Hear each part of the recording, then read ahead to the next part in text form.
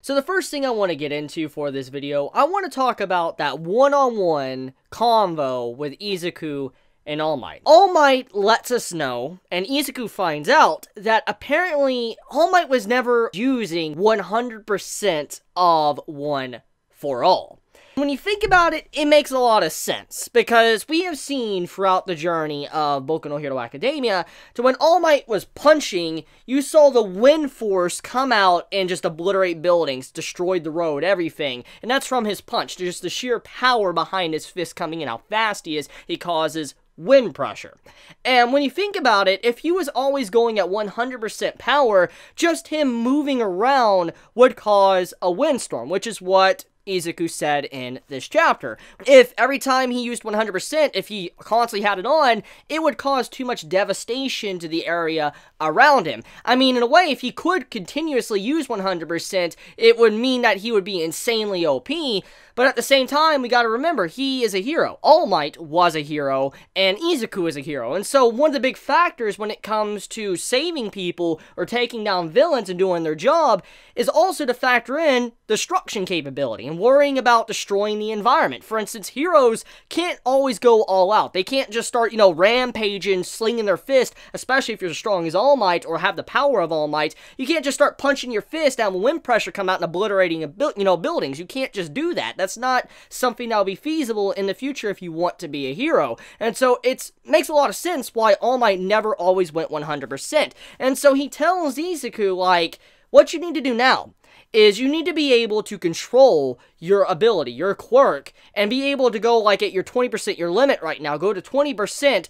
right before the moment of impact. So, for instance, his limit he can use in his body right now is around 5 to 8%. So he can move around with 5 to 8, that's pretty much okay. And when he's about to make contact, like hit or whatever, he quickly changes that part of his body to 20%, or however far he can go up with his power. So that's what All Might always did. Every time All Might was going in, like for instance punching the Nomus, when he was punching him, he was always going like 100% probably right before the moment of impact. So he was slowly increasing his speed as he got closer, and that was pretty much it. He was always maintaining his force of power because he didn't want to cause a windstorm and just obliterate the surrounding area around him. So I like the clarification to All Might's power. It makes a lot of sense, and I mean, I feel like it's been incredibly obvious. It's definitely kind of in a way it's a no-brainer, but I just like that. I like the little detail we got with how One for All, it is such a powerful, ability, quirk, and you can't just go 100% and think it's not going to cause devastation all around you.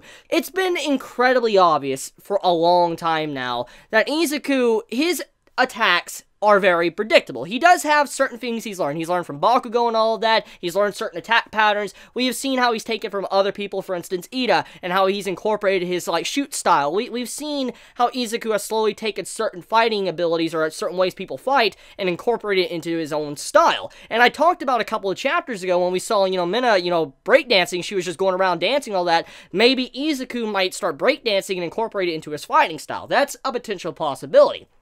And that most likely could be what happens, especially if he wants to use his legs to hit range attacks and all of that. Izuku, recently, he's had the potential to do range attacks, and he's been very predictable with his attack patterns since he has something very just straightforward. Since he can't go crazy and all that because he's worried about breaking his body, his attack patterns look very standard. He doesn't properly know how to use different fighting styles. And this was very apparent in the Overhaul match when he was going up against Overhaul, or even Muscular. It was very obvious that Izuku, just the only reason why he was able to win was because he overpowered his opponent. And that's pretty much what he's always been doing. Izuku has always been overpowering the opponent he faces, instead of it coming down to, mainly just skill. I mean, Izuku is skilled, but it always came down to him basically overpowering his opponent with just sheer strength because he had One for All. But even then, though, with this insane power he had, enemies could predict what he's doing because it was just so obvious how he was fighting. So he needs to learn how to fight properly. He needs to be able to have a different variety of moves. It's kind of like a fighting game. When you're playing a fighting game and let's say you have different combos and stuff, you can't just spam the same combo over and over, or someone's going to pick up on that combo, the pattern you do, and then they're going to start abusing it. They're going to go for your weakness and just start hitting you where it hurts. That's pretty much what All Might's trying to teach Izuku. You need to have more attacks. You need to, change up and have variety, or people are going to start understanding understanding how to fight you and take you down, and that is why he needs range attacks as well. Apparently, you only need 15% of One for All to be able to initiate and use ranged wind pressure type attacks. That means that, imagine 100%, okay? Imagine what the capabilities of 100% One for All could do with the sheer force of wind pressure. It really puts in perspective, makes you wonder how strong or how much force All Might put into his punch a long time ago when he was going up against Bakugo and Izuku, when he punched the buildings to the side. Makes you wonder, did he go 100%? Did he go 70%?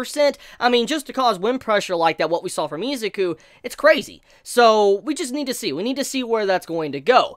But, to get back into the convo bit of the chapter, I really appreciate just the how much All Might has changed and how much he is showcasing that he's become a better teacher. Because one of the big things that we found out about, especially when he was going up against All for One, is that All Might, he's not a good teacher. He wasn't a good teacher, and he's been trying very hard to teach Izuku properly, and he acted very like a teacher in this chapter. He wasn't giving Izuku all the answers. He was kind of hinting at things, but he let Izuku figure it out for himself, and that's what he was doing throughout the chapter, and I appreciate that because it shows that All Might is taking steps to better himself as a mentor and trying to teach Izuku that, you know, how he needs to use his abilities or what he can potentially do. So the first part of the chapter, it's pretty much everybody figuring out what role they want to do. For instance, who's going to be the singer, who's going to be the guitarist, who's going to be playing the piano, you know, different roles, basically, what we've been seeing for the past couple chapters. And I really, really love the first part of this chapter. Like, I truly appreciate it. And the reason why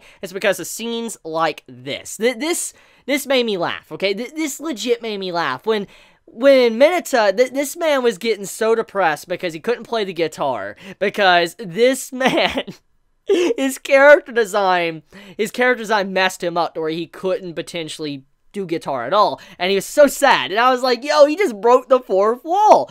And it got even better when Mina popped up and was like, hey, you know, if we let you have a part, like a harem part of the dance, will you be fine? He's like, Culture Festival, get here. I'm like, yo, this man, he's getting a harem. He's getting a harem part of the dance. Like, that's, yo, Mina, I love you. I love you for that. Just cheering up my boy Mineta and all that. And especially right after that, when, you know, they're all doing their dance practice, you see Mineta completely surrounded by the entire female cast. And I'm just like, bro, like, this man is surrounded by booty. That's what's going on. I'm like, that's quality. So, I had a good laugh with that part. The Mineta parts probably were some of my favorite parts of the chapter. Not gonna lie. Now, let's talk about that Jiro stuff. So, Jiro, my God, my heart. My heart when I saw Jiro just singing and all that. I'm like, yo, I need the anime. Like, I need my season 4, okay? I know season 3 is not out yet, but I need my season 4, okay? I need that Jiro singing moment, because what was said, like, to describe her voice, saying a very husky and sexy voice, I'm like, what? Like, okay, I need this in my life. I need to know how Jiro would sound singing this moment. I'm really looking forward to that now. I'm really looking forward to season 4 of the anime, because let's be real here, with how good, you know, Boku no Hero Academia has been, how it's been doing for the past 2 seasons, the manga as well, it's just a matter of time until we get a season 4, just common sense. So I am looking forward to, you know, seeing Jiro actually sing, and all the other characters, like Mineta sing and all that, seeing, you know, Kirishima sing.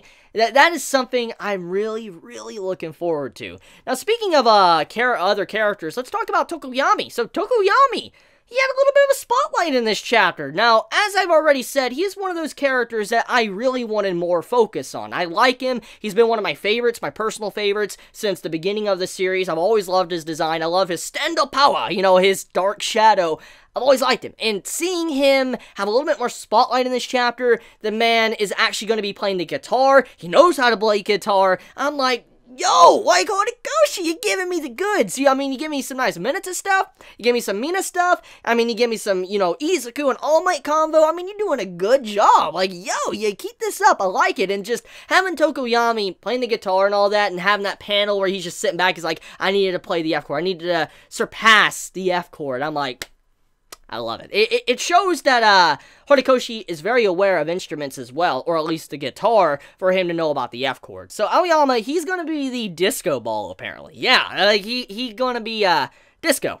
Now, we all know, as readers of this series, we know Aoyama, his quirk has negative side effects, unless he's the traitor, and he's been lying, which, that's still up in the air. But, I mean, Aoyama, as we know, if he uses his, laser, naval laser, he gets a tummy ache, and he will crap himself. Like, he'll crap his pants. We've already seen this. And so, if he's the disco ball, and he's rotating and all that, using his laser continuously, he's gonna crap his pants. And I don't think the entirety of everybody dancing and being there is gonna like a boy strapped up to the ceiling as a disco ball, literally crapping himself, and you just have that smell just, going throughout the room. I don't think people are gonna want that too much. So, I see why Aoyama's like, no, I don't want that. I don't want that. I was laughing, and I could see the man trying to not be a disco ball. Now, speaking of Aoyama, I don't know how many noticed this, but, besides the band team, the staging team and all of that, and the dancing team, you see Aoyama in both of those panels. You see him in the background, so